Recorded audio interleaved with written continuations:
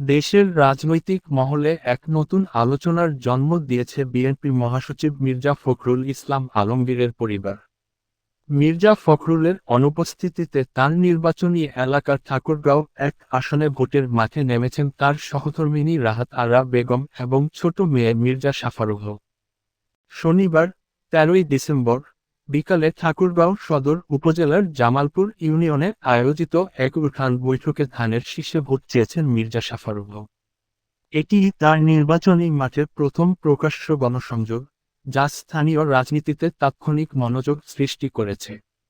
সংক্ষিপ্ত বক্তব্যে ফখরুলকন্যা মির্জা সাফারুহ এলাকার ভোটারদের প্রতি ধানের শীষে ভোট দেওয়ার আহ্বান জানান।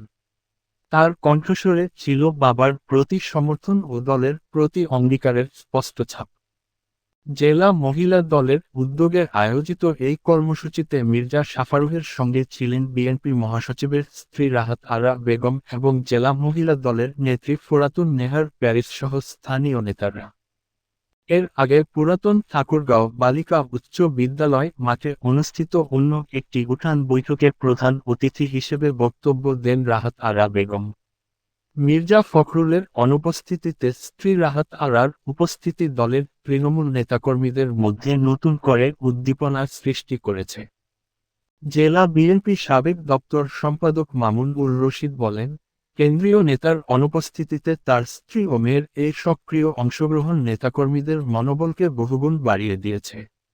জাতীয় নির্বাচন সামনে রেখে চোরাগোপ্তা হামলা, অবৈধ অস্ত্রের ব্যবহার ও নাশকতার আশঙ্কা আরও প্রবল হচ্ছে।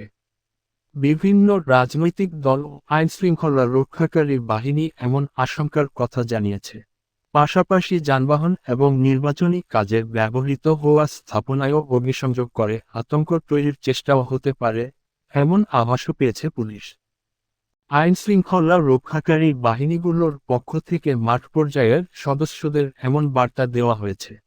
আবার মাঠ পর্যায়ের থেকেও ঊর্ধ্বতন কর্মকর্তাদের কাছে এমন আশঙ্কার কথা জানানো হয়েছে।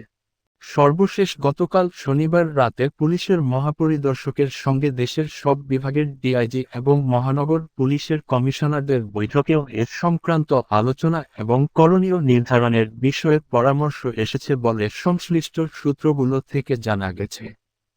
এই ক্ষেত্রে নির্বাচনের তফসিল ঘোষণার পরদিন শুক্রবার দিনের বেলায় ইনকিলাব মঞ্চের আহ্বায়ক শরীফ ওসমান হাদির ওপর গুলির ঘটনাকে সতর্কবার্তা হিসেবে দেখছে সরকার।